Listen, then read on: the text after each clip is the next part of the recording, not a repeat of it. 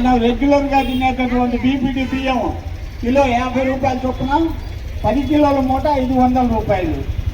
అలాగనే స్టీమ్ బియ్యం, మరి స్టీమ్ బియ్యం ఉడికి బాగా ఆగుతుంది, అది 52 రూపాయలు చొప్పున కిలో 52 రూపాయలు చొప్పున మూట 520 రూపాయలు. ప్రాణాలు బలపడాల్సిందిగా కోరుతున్నాం. కనిపించే మన నాయకుడు ఎరపతినేని శ్రీనివాసరావు గారు మరి వచ్చి ఉన్నారు. వారిని అందరూ కూడా సగౌరవంగా ఆహ్వానించవలసిందిగా కోరుతున్నాం. వారు 2 నిమిషాల్లో ఈ స్టాల్లో ఏర్పాటు చేసినటువంటి బియ్యం కౌంటర్ని ప్రారంభిస్తారు. మరి ముఖ్యంగా కూటమి ప్రభుత్వం వారు అందరూ కూడా మరి మొదటి బహుమతి లాగా మరి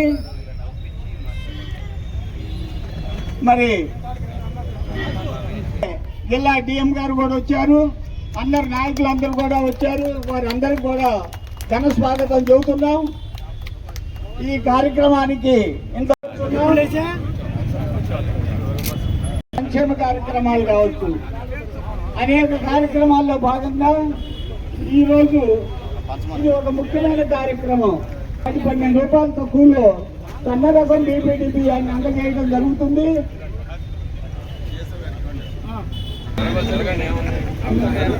శ్రీనివాసరావు గారికి, డిఎస్ఓ గారికి, డిఎం గారికి, ఎంఆర్ఓ గారికి, ఆర్టీఓ గారికి, చైర్మన్ గారికి అందరికి మా నమస్కారాలు.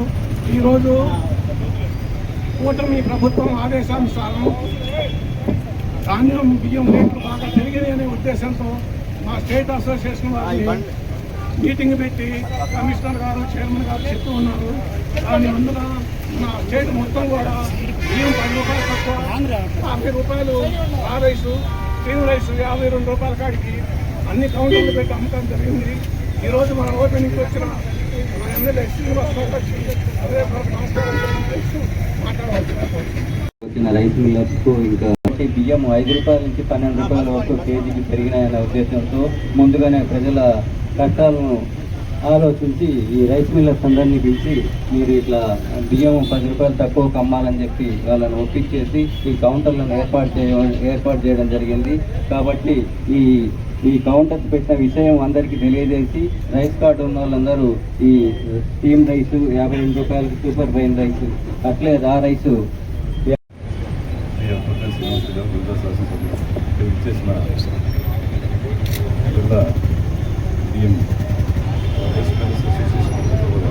మాట్లాడి తక్కువ గౌరవ మంత్రి గారు విజయవాడలో అదేవిధంగా మొత్తంలో కూడా అన్ని చోట్ల కూడా ఈ కార్యక్రమాన్ని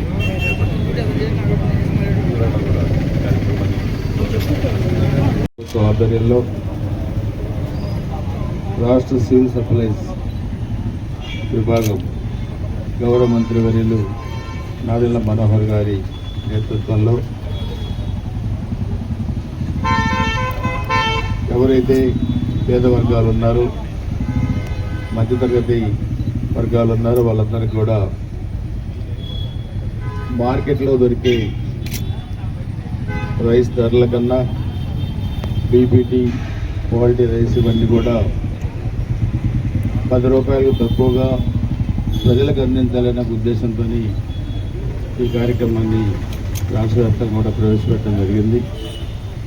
ఈ కార్యక్రమంలో మన డిఎస్ఓ గారు, ఆర్టీఓ గారు, ఎంఆర్ఓ గారు, కమిషనర్ గారు, అదేవిధంగా భాస్కర్ గారు జిల్లా డిఎం గారు, భాస్కర్ గారు జిల్లా రైస్ మిల్లర్స్ అసోసియేషన్ అధ్యక్షులు, అదేవిధంగా రామారావు గారు సెక్రటరీ, ఇతర ప్రజాప్రతినిధులు అందరికీ కూడా వీటిలో పాల్గొన్నారు.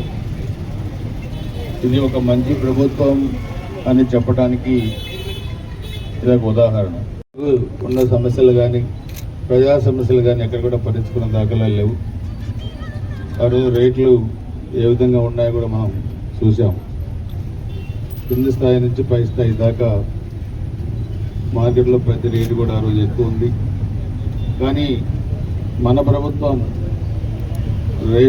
రేట్లను నియంత్రిస్తూ ఇంకా మార్కెట్ కన్నా తక్కువ ధరకు 10 రూపాయలు తక్కువ ధరకు కూడా ఇవ్వాలని రైస్ మిల్లర్స్ను ఒప్పించి చేయడం అనేది చాలా మంచి పరిణామం. వాళ్ళందరూ నేను మనస్ఫూర్తిగా అభినందిస్తున్నాను.